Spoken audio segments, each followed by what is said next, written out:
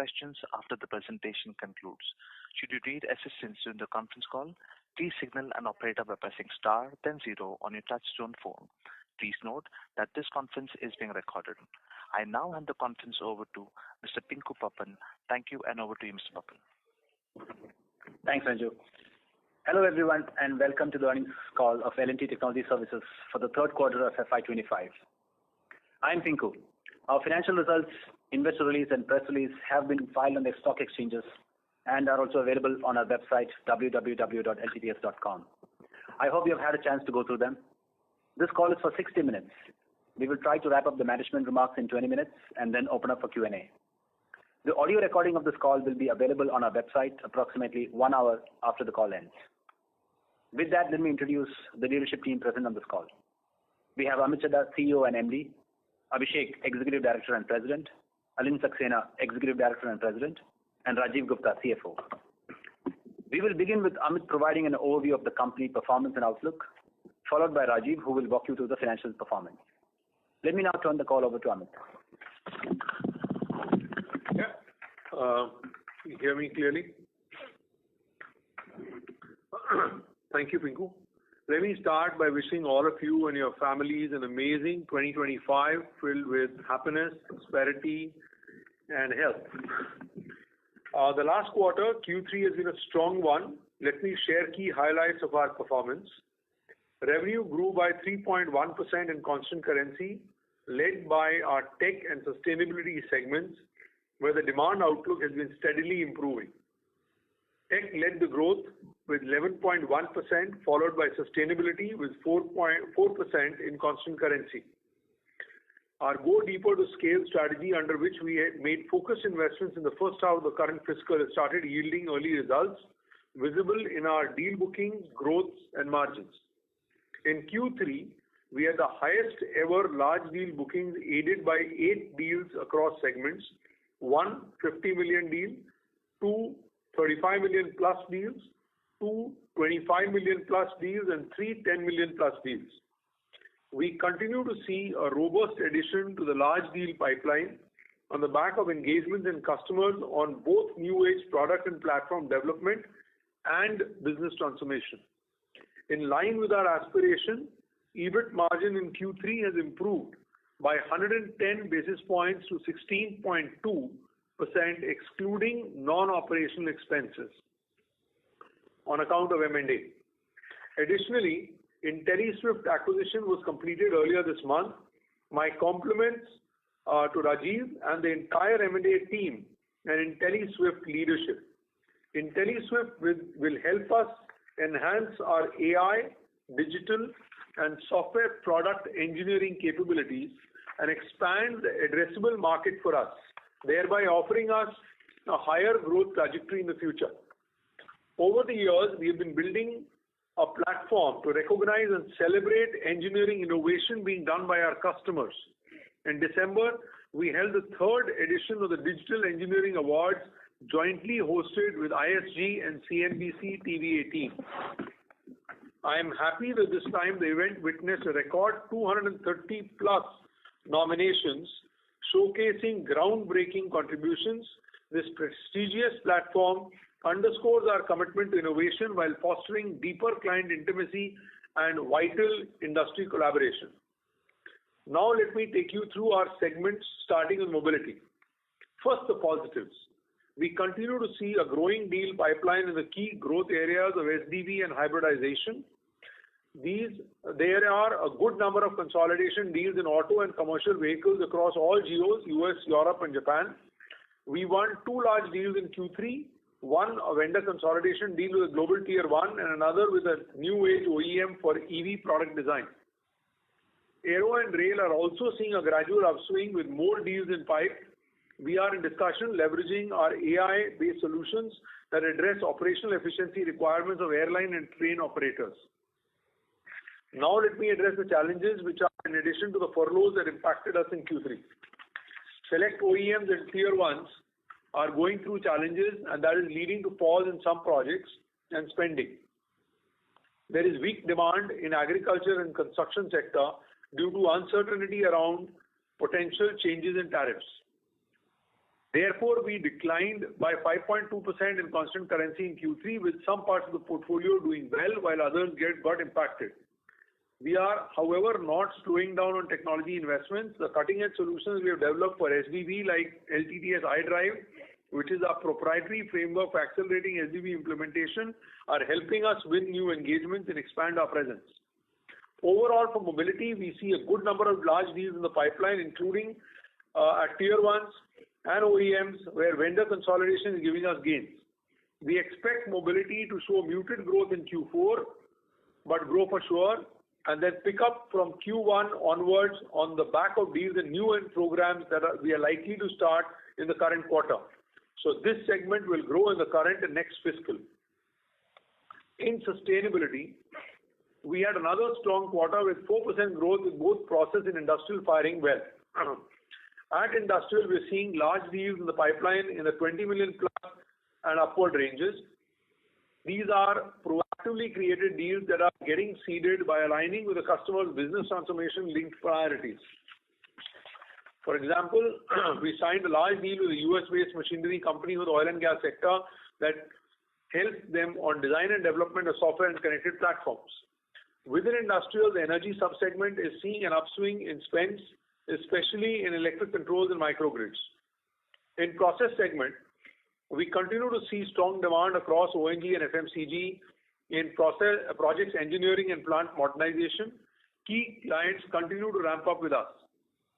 We won a large deal to set up an integrated operations center for a European ONG major. In addition to plant engineering expertise, we will cross-poly innovate our SWC capabilities, or as it involves setting up an integrated command center for the plants. We expect to win more of such deals, cross-leveraging segmental capabilities across our ONG customer base. In another large deal, we expanded our engagement with an ONG major to enhance their operational processes by leveraging our offshore engineering centers. Within FMCG, we see strong demand for plant modernization, digitization, as customers want to improve operational predictability. Overall, for the sustainability segment, we see an increased large deal pipeline, both at process and industrial, and expect the growth momentum to sustain. In tech, we had a strong rebound with 11.1% growth led by comms, ISV, media, and medtech subsegments. In comms, demand is strong in the areas of network performance management, network monetization, and AI-driven automation. We signed a 50 million deal with a global network provider, again leveraging our SWC capabilities to provide product integration services and to leverage AI frameworks to drive automation.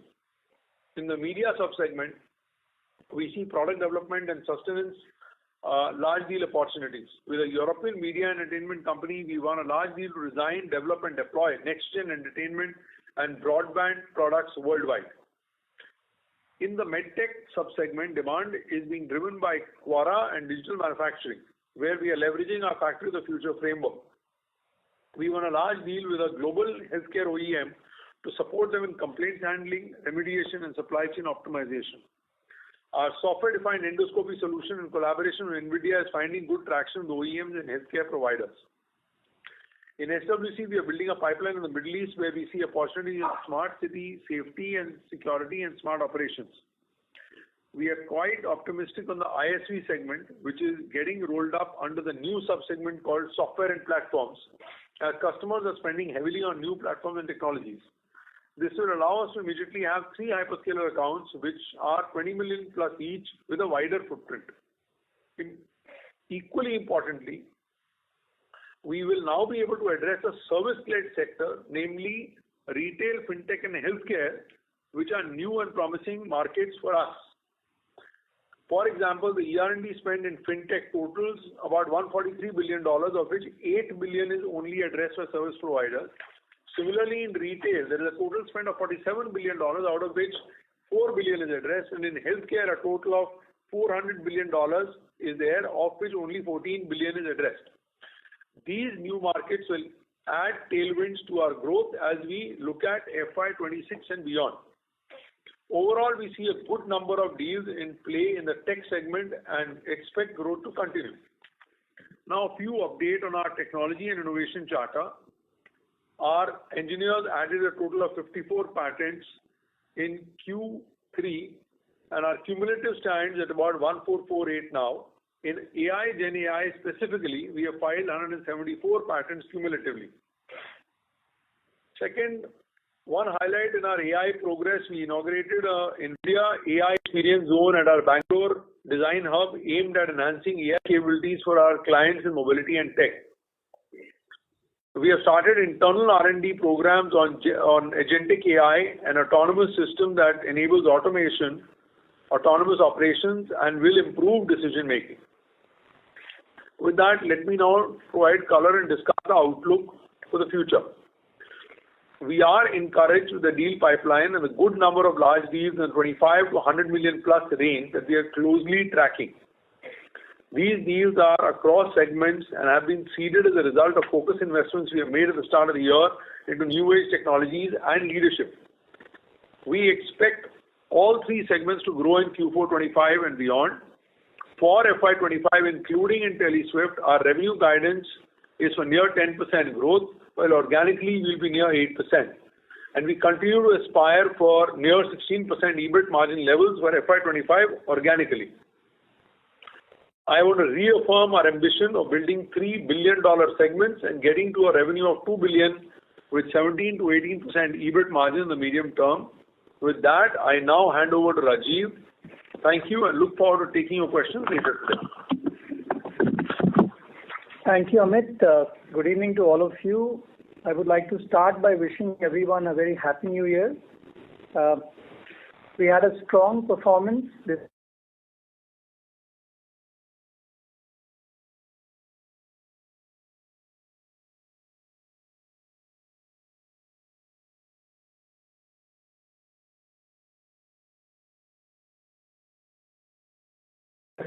free cash flows for the quarter have come in at record levels. And all of this despite the seasonality of quarter three and after absorbing annual salary increments. Additionally, we concluded the acquisition of IntelliSwift positions us well for the future growth with hyperscalers and opens avenues for providing services in three new markets in the services-led sector, namely retail, fintech, and healthcare. With that, let me now take you through Q3 FY25 financials, starting with the P&L. Our revenue for the quarter was 2,653 crores, a growth of 3.1% on sequential basis. Our year-on-year growth for Q3 FY25 came in at 9.5%. Gross margin came in at 29% after absorbing wage hikes, and SG&A for the quarter came in at 10.3% of revenues, which is slightly lower than our expected range of 10.5% to 11% of revenues. Overall, we were able to improve the EBIT margin by 110 bps to 16.2% after excluding one-time non-operational M&A expense.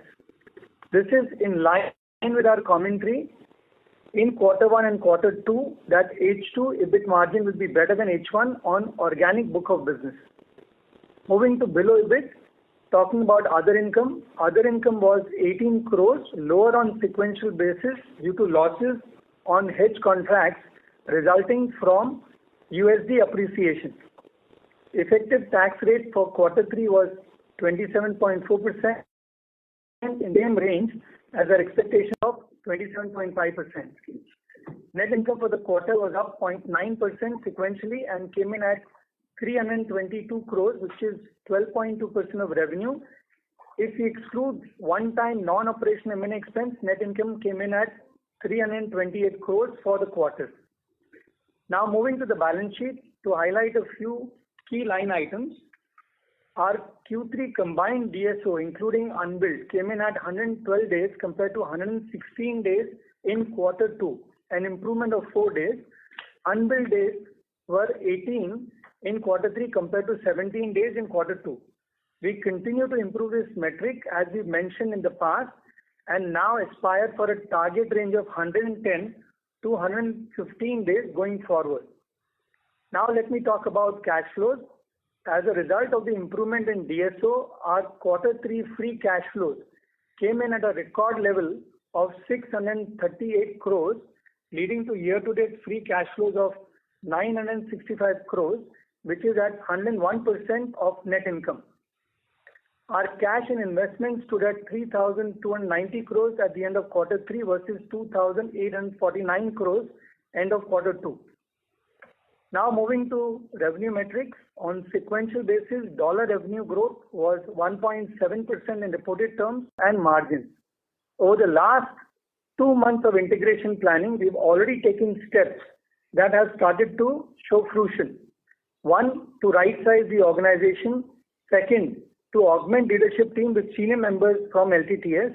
3rd, by launching initiatives to improve margins and combine ISV business of LTTS and Intelliswift to create a new sub-segment, software and platforms, to supercharge growth. Intelliswift as a business has annualized revenues of 100 million plus and EBITDA margin in the range of 7 to 8%. This is post taking steps that I just outlined. We still see potential to further improve the margin to double digit as we accelerate revenue growth and reduce SG&A costs by leveraging synergies with LTTS. Now let me give you some visibility on EBIT margin trajectory going forward. During H1 FY25, we prioritize investments towards building leadership, technology solutions and capabilities ahead of the curve with the objective of capturing additional market share, accelerating growth and improving quality of revenues.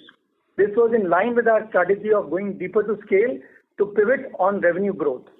Like I mentioned earlier, our H2 EBIT margins will be better than H1 and we continue to aspire for near 16% levels for FY25 for the organic book of business. Starting quarter 4, we will consolidate Intelliswift financials and expect an impact of around 150 bps on the EBIT margin. For Q4 FY25, at consolidated level, we aspire for EBIT margin to be near 15% levels and will improve to mid 16% levels between quarter 4 FY27 and quarter 1 FY28. Before I conclude, I'd like to announce a change in our investor relations function.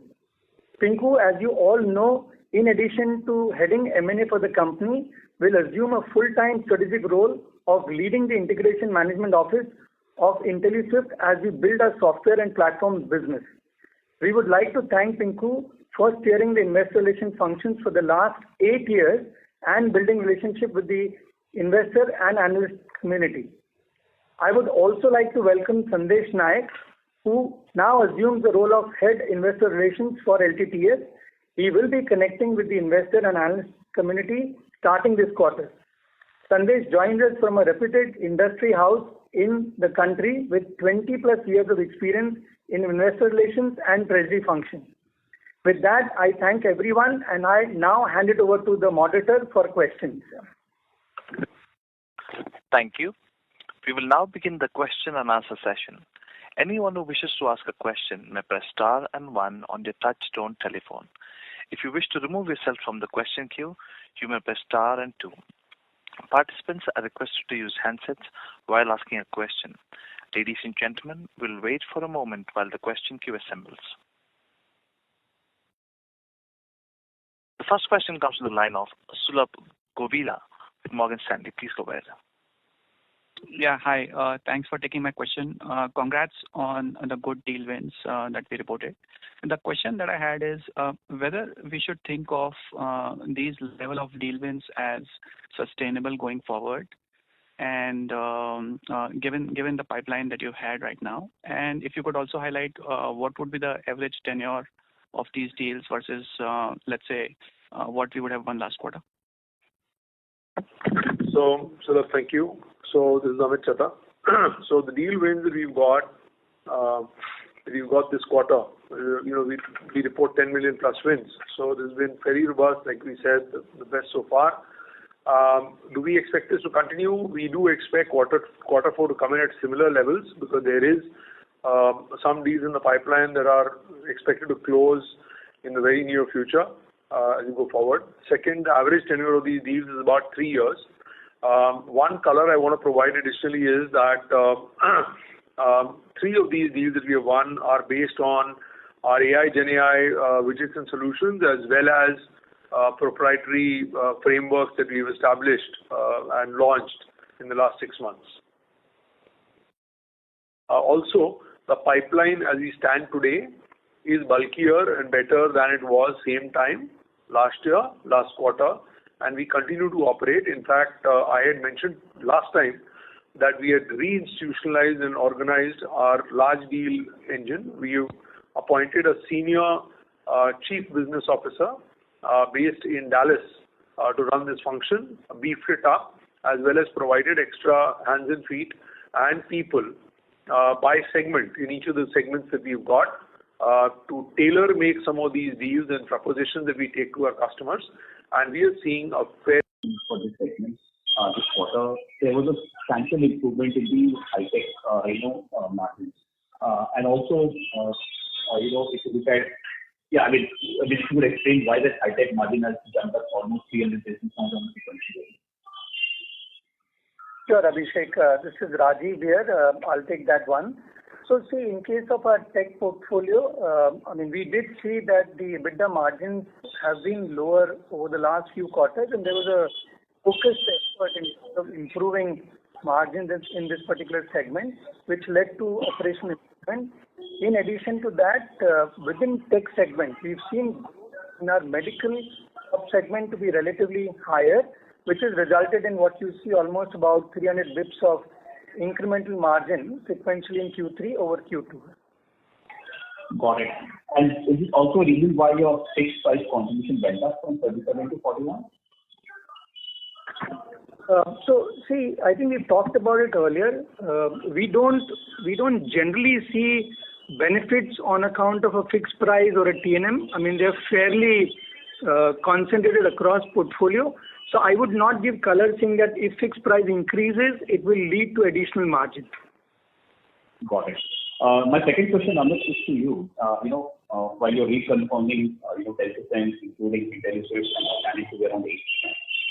The Q4 number, if my math is correct, is upwards of 6% growth. So is that confidence coming on back of some of the residual revenues from cyber projects of Maharashtra and some immediate sample of the project and the pipeline, or is it anything beyond that? So one is a little bit of background noise, but if I understand your question, it was where will the growth come from? So number one, we expect all the three segments and all sub-segments to grow, right? Number one. Number two, we are aware of the ask rate of Q4 and we are comfortable at this stage in confirming that we will be able to meet that. Number three is that the deal wins that we've had in the last couple of quarters are giving us that confidence that we'll be able to go forward with it. So that's where we are. Plus, there's a little bit of seasonality that will come in of Smart World that came in last year as well. But that's good for us. And as you can see, the margins have improved. We'll be able to take that forward as we move forward. In addition to that, there's the inorganic part of IntelliSwift that will get accounted in our books from January 3rd. And that will give us that upper end of the guidance, that 10% number that we talked about. Thank you. Mr. Bandari, please follow the queue for more questions. Next question comes from the line of Vibhor Singhal with Nuvama Equities. Please go ahead. Yeah, hi. Thanks for taking my questions and congrats on a very solid performance and a strong deal win. So, Amit, I have one question for you and two after that for Rajiv maybe. So I think the strong deal win, as you have mentioned, the pipeline also appears to be quite strong. Any color on the conversations that you're having with the clients in terms of their excitement or apprehension either ways with the new government set to take charge in the US? The macroeconomic data also has been kind of robust. So are the client conversations happening around incremental spends in the R&D, new pockets being opened up? Or is it still a tale of caution as we had seen in the last quarter, the pre-election caution, and will be some time before we are over that? Yeah. So, there are certain areas that are cutting across, if I may, or that we are seeing growth trends in. So AI, Gen AI, we continue to see increased traction, work going on. In fact, we are ourselves investing now in agentic AI. And when I come back in April, I'll give you a little more color on that as we move forward. Second, software-defined everything and next-gen software is something that people are continuing to invest and do projects in. Third, industrial automation is attracting with digital twin, digital thread is attracting spends and budgets for this year. The rejigging of supply chain continues, and therefore plant as well as oil and gas continue to see that demand. There's another area we're starting to see green shoots is compute and embedded hardware. And I will start quantifying these as we go forward in some of the project wins that we do in the subsequent quarters. And finally, there is consolidation and transformation deals that are there in the pipeline. Now, when I look at the commentary that people are making right now, see, and I'll go segment by segment. If I take the tech segment, barring a couple of Semcon majors which are publicly known to have issues, we see growth to continue in that area. In the tech segment and medtech as well as the comm media tech area. If I move to sustainability, other than certain parts of industrial machinery that we believe are a little bit slower, but oil and gas, chemicals, electrical power, data center power, etc., continue to spend. When I look at mobility, automotive is under stress, and I am acknowledging that. However, trucks and fleets and aero and rail continue to invest as we go forward. And then there are sub areas, etc. So I'm fairly confident and comfortable in saying that FY26 will be a better year than FY25. Got it. Thank you so much for that elaborate answer. And just to recheck, you don't see any geopolitical impact, at least on the verticals that you mentioned, and you expect the momentum to continue in those verticals? We are a local company, globally yet local. See, the Intelli acquisition has given us another 500 employees just in the US, mostly local citizens. We continue to provide local offers and continue to work on that, providing local offers in the US, in Europe, in Japan. We've got recruitment engines that are sitting there that do that. And I'm fairly comfortable at this stage, unless something comes along tomorrow that I haven't thought of. At this stage, we are fairly comfortable where we are sitting for CY25 and FY26. Perfect. So glad to hear that. I just have two follow-up questions for Rajiv. So Rajiv, on the margins front, a very strong performance in this quarter. Just wanted to pick your brain a bit more. I mean, this quarter we had growth driven by ROW and India, which we would typically associate with maybe not as high margin projects as maybe US and Europe. This quarter also had the wage hike impact. And despite that, we have not just been able to expand our overall margins, but also gross margin. So could you just provide some color on that, and how should we look at it going forward as well on the organic basis? So, Vibhor, to address, right, I mean, we did mention in our Q1 and Q2 commentary that our H2 margins will be better than H1, right? We had prioritized investments in H1, both in Q1, Q2. Some of those investments have yielded results, both in terms of revenue and margin as well, right? And we continue to see the deal wins that Amit articulated. Now, if I were to really look at summarizing the entire year, I have shared the aspiration that we will want FY25 to come in at near 16% EBIT levels. We continue to work upon that. That remains our aspiration. Now, if I look at as a combined business, right, and just to clarify the overall question, because we are going to consolidate IntelliSwift, I've also highlighted that we will come at that near 15% levels. Now, if you look at the breakdown, gross margin came in at about 29%, right, which had probably about 100 basis points of wage hike impact. We were able to absorb a large part of that, and hence you saw gross margin come down by about 30 bits.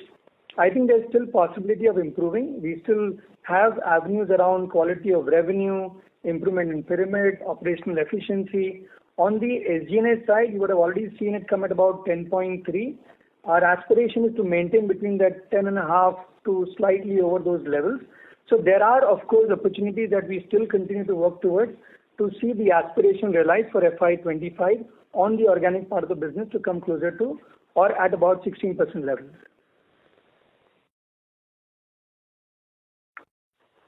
Thank you. Mr. Singhal, please rejoin the queue for more questions. Next question comes from the line of Ruchi Mukhija with ICICI Securities. Please go ahead.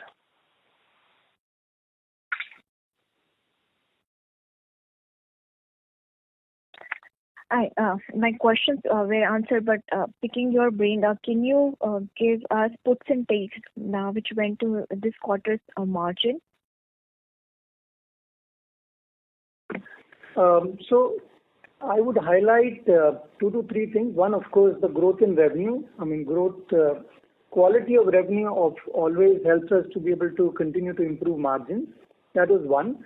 Second, we had mentioned Q1, Q2 that we are going to make investments. Those are planned investments in terms of building leadership, in terms of building solutions and capability. Some of those investments have certainly yielded results, and we are not seeing those levels of investments in quarter 3, of course, which leads to improvement. The third is, if you look at the increments that we had planned, close to about 100 bits was the impact of the increments. The increments are rolled out effective November 1st, so it was not an impact of a full quarter. And I think given the fact that there were a lot of operational improvements I talked about specifically in terms of tech business, all of these 3 put together certainly helped us in terms of improving the margins. Next quarter, do we see ramp up of the large deal win adding some cost burden? See, we've been seeing large deal wins in the previous quarters also. So I think the blend of the existing business as well as the new business, I think that's working quite well. So we don't see an impact because of large deals ramp up in the coming quarter. And the last bit, in our mobility vertical, could you specify how much is the automotive exposure? A ballpark I would also do to distinguish how much the good growth portfolio versus area where we are facing challenges. So we don't normally provide the breakup between auto, TNOH and aero. I know what you're trying to do, ma'am. You're trying to figure out as to what will be the percentages. So let me assure you that mobility will grow on the back of some of the deal wins that we've had, plus aero and rail, ma'am. And Q1 onwards, I do believe that auto, with the wins we are having, will grow again. That's where we are. So it will be lower growth in mobility. I mean, we again working on the quantum. The quarter is not done yet, just started. But quarter 1 onwards will be regular growth. But I'm confirming that there will be growth in mobility in quarter 4, ma'am. Thank you. All the best. Thank you, ma'am. Thank you. Next question comes from the line of Nitin Padmanabhan with Investec. Please go ahead.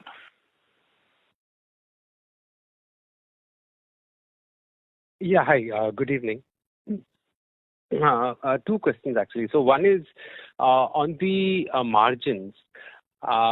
So to achieve the 16% organically, basically you need at least a 80 bips margin expansion next quarter. But I think you'd have a 50 bips headwind from wage hikes as well, and if that's uniform, and obviously there's a SWC pickup which is also a headwind to margins.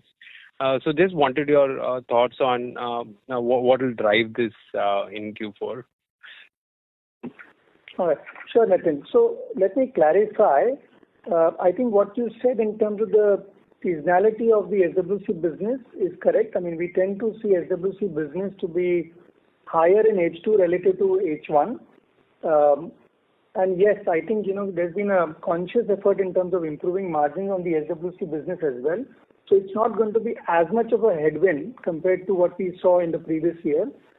Having said that, there are a lot of tailwinds that we continue to operate with. One, of course, the growth. I talked about the quality of revenues. That will be a positive factor in quarter 4 as well.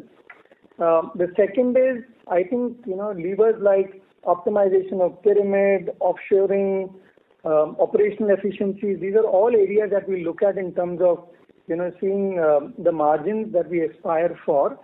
I think the math part that you talk, maybe I'll request you if you can talk offline to Pinku and Sandesh, because we don't believe that will require us to see the margin uptick to that level, but you can certainly take it offline. Like I said, we continue to aspire to come near to 16% level, and we believe it's got a fair bit of comfort level around it. Right. A clarification on earlier you mentioned EBIT margins will be near 15% levels and improve to mid 16% between Q4 FY27 and Q1 FY28. Did I get that right? Okay. So thanks Nitin, to bring it up. Let me clarify, right? The aspiration for FY25 on the organic book of business is near 16% EBIT levels. That's one. Second, we are going to consolidate IntelliSwift business beginning Q4. The acquisition concluded on January 3rd.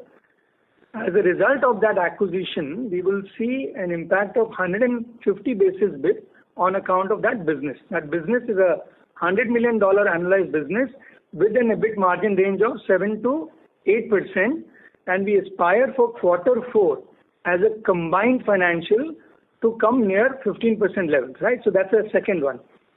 In terms of the integration plan that we put over the next 8 quarters, we see the overall consolidated financials to improve to mid 16% levels between Q4 FY27 to Q1 FY28. So I hope that's clear, Nitin. I just wanted to break down. There are 3 steps to it. Yes, they're absolutely clear. Thank you so much for that. Just one last one is on the automotive side. Would be great to have your views on how you're seeing customer behavior across the 3 regions, which is the US, Europe, and Asia.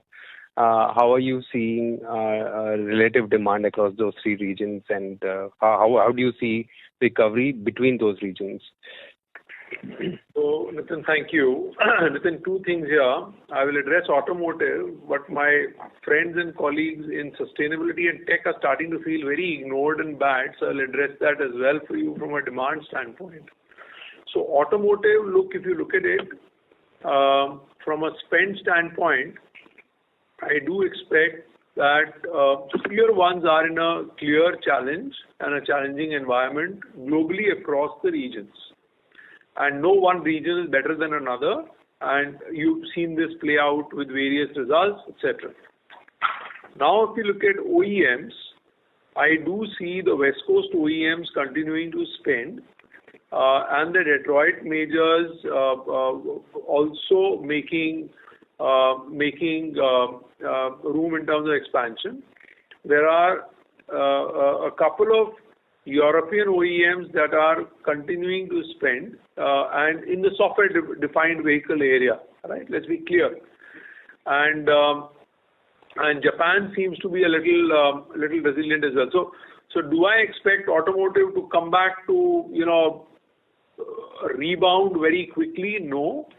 If I was looking at a crystal ball, I think that it will be Q2 of next financial year when you see that something meaningfully coming back in that area. Having said that, industrial is growing.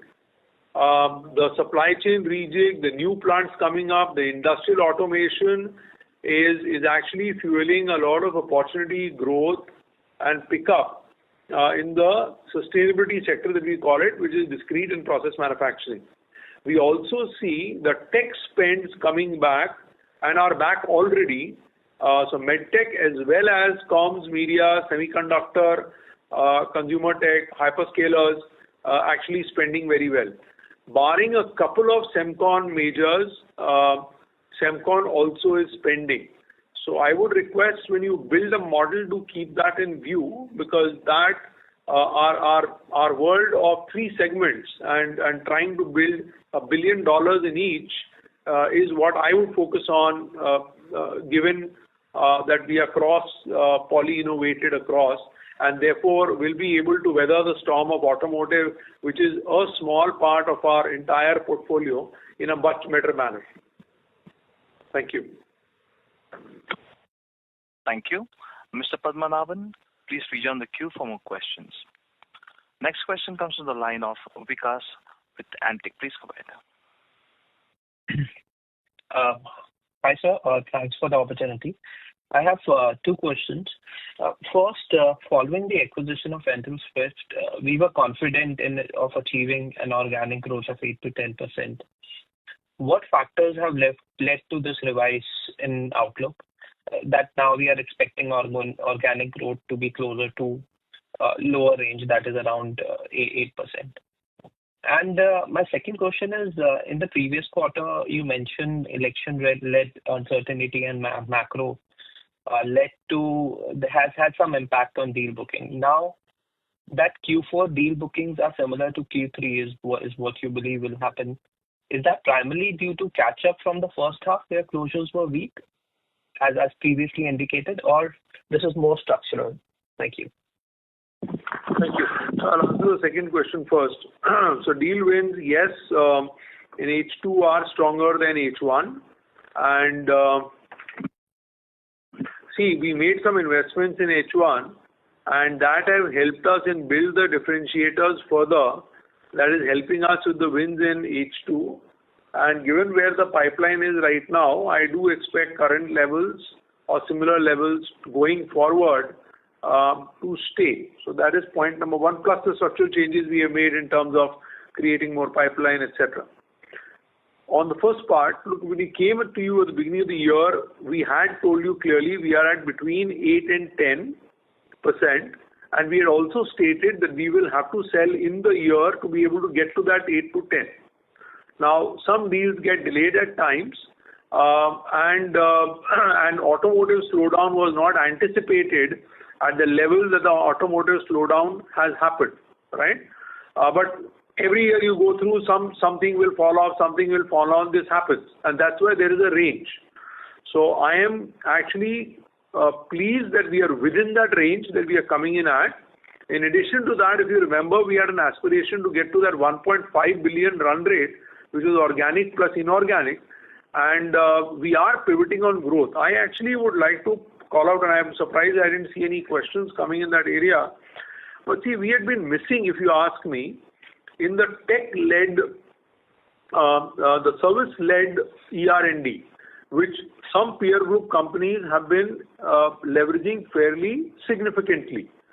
The service-led ER&D, which is in fintech, retail, and healthcare, is actually another area that will show expansion and promise. Now, it will take a little bit of time, and that's why I said that as I look at FY26, I look at FY27, our own models for right up to FY31, we do see that becoming a contributing factor of growth as we move forward.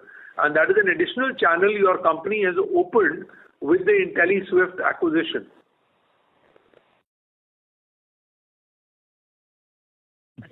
So, sir, thanks a lot. Thank you.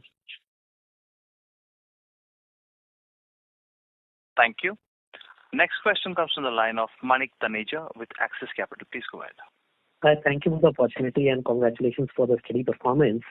Just wanted to prod you further with regards to an aspect that you've highlighted with regards to a factor that aided your margin performance in terms of the quality of revenues. What would that imply? Is there some element of milestone-based revenue recognition given what we see from your geographical breakup of revenue? Is that the way to essentially understand that? And the second question was with regards to SG&A expenses. We went through a significant investments in first half. How should we be thinking about this cost on a go-forward basis over the next 4 to 6 quarters? So, Manik, let me take your question on SG&A first, right? See, we talked about the range, and in quarter 1, quarter 2, we were ranging more towards 11.5% of revenue for our SG&A costs, right? That has now come down to almost 10.3% levels. What I would, guide is to factor a range of between 10.5 to 11% for our SG&A costs, because we will continue to look at opportunities, right? So it's always going to be a continuous effort. Now coming to the margin part, right? I think I articulated the factors that helped us in terms of improvement in margin. One, the fact that, look, there has been growth, a decent growth that we saw in Q3, which, by the way, is a seasonal quarter, right? If you were to ever compare previous years, I mean, Q3 is a tough quarter to navigate, but we have indeed seen growth coming in this quarter. And of course, when I talk about quality of revenue, it essentially means that these investments that we called out in H1 have yielded benefit, right? A lot of these projects are basis new technologies that we've been able to take to the customer and offer them as solutions and capabilities, right? Which has led to, higher deal wins and of course, growth in segments such as sustainability and tech, and within that, particularly industrial and medical, which are our high growth segments, have started to show improvement. I think we called out, in addition to plant engineering, industrial is showing promise, and that indeed is happening. Similarly, in the tech segment, medical is continuing to show promise from year on, and those are few factors that have aided in the margin, right? To me, again, bunching it all together, this is what I really call about the quality of revenue, which helped us on the margin side. Going forward also, much like what Amit talked about in terms of the growth aspiration to be between 8 to 10%, that should aid us in Q4, in addition to a lot of the operational efforts to improve margins. Sure. Thank you. The second question was with regards to the way we are seeing our headcount metrics trend. While you've been talking about a higher fresher intake through the course of the year, when I look at your headcount addition has been very muted through the course of FY25 year till date. How should we be thinking about this metric going forward, given the strong deal activity and your expectations of growth pickup across almost all the segments? If you ask me, there are a couple of things that have fundamentally changed in the industry over the last 3 quarters, maybe 6 quarters, etc. See, I'm going to tell you that our headcount has been flat year on year. We've still delivered year on year 8.7% in constant currency terms, right? Now, where do we go from here? I can tell you that the way we are right now, we've been able to, so it's not just improving our utilization, it is A, improving our utilization, B, there's a lot more automation, AI that is being leveraged for operations. Third, there are widgets, etc., that we are being able to use, right? So that, therefore, if you look at it, we stopped providing utilization at some point because we said it's no longer a relevant metrics. I'll be honest with you, I don't think that adding headcount in our industry is going to be a lead indicator of growth anymore. If anything, lead indicator of growth is going to be TCV intake as you go forward. Also, companies that continue to invest in technology will continue to survive and thrive because the old business is going away. So if I look at next year, right, and I say that I'm going to do better than current year, please don't expect headcount to get added drastically, though there will be headcount addition. There is a non-linearity that is coming in the revenue growth aspect, given automation, giving all these aspects, and you will continue to see that play out, not just with LTTS, but the industry in general. Having said that, we are reiterating our commitment to add 2,000 plus freshers in FY26. Work is already underway. That, like Rajiv said, will help us in the pyramid further, and we will continue to work on various other optimization measures, including increasing offshoring, increasing managed projects, leveraging our widgets, etc., to improve the margin and unlock further value for customers and then for ourselves as well. And some of you that were there in the IID would have seen some of the tools that we showcase around AI. In medical, we showcase tools in software-defined lifecycle that is allowing us to be able to execute, and testing that is allowing us to execute projects with lesser headcount.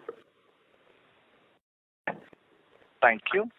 Mr. Taneja, please rejoin the queue for more questions. The last question comes from the line of Karan Uppal with Phillip Capital India. Please go ahead.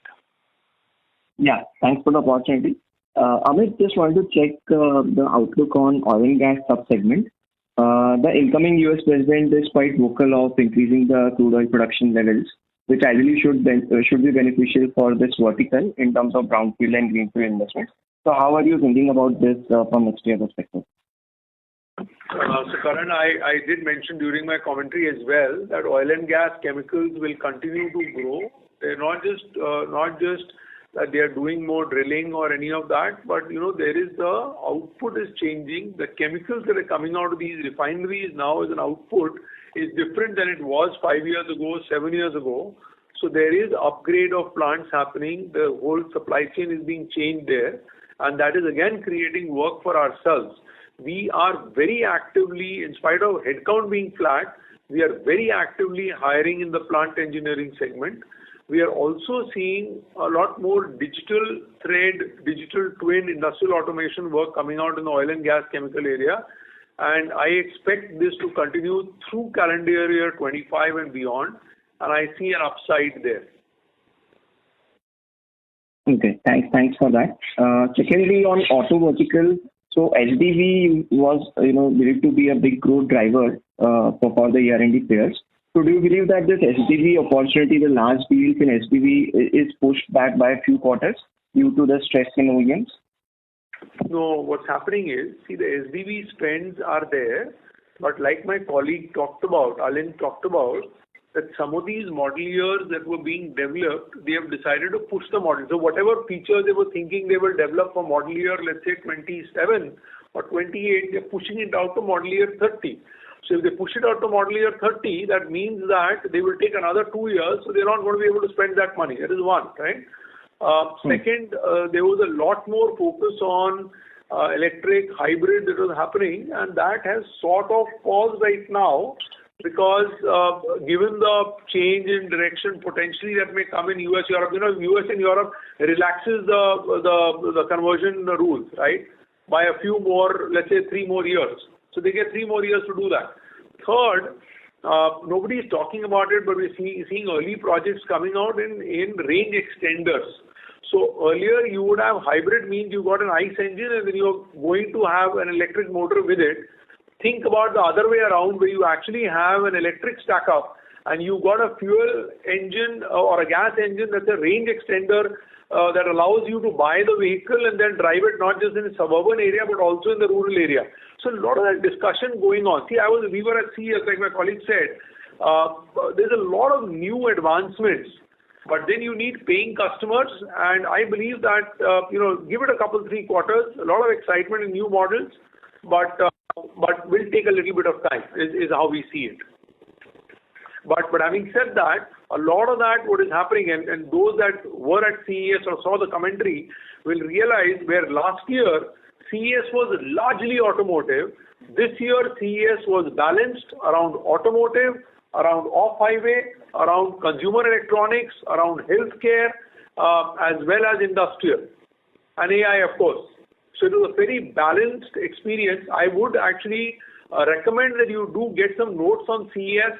We'll be happy to talk more about it, but it will give you the color and complexion of how the world will grow beyond automotive and in spite of automotive. Thank you. Ladies and gentlemen, due to time constraints, we have reached the end of question and answer session. I would now like to hand the conference over to Mr. Pinku Pappan for closing comments. Thank you all for joining us on the call today. We hope we were able to answer your queries. If there are any follow-ups, we'll be happy to address them. With that, we are signing off for today and look forward to interacting with you through the quarter. And I wish all of you a very good evening and a good day. Thank you. Bye-bye. Thank you. On behalf of L&T Technology Services Limited, that concludes this conference. Thank you for joining us. You may now disconnect your lines.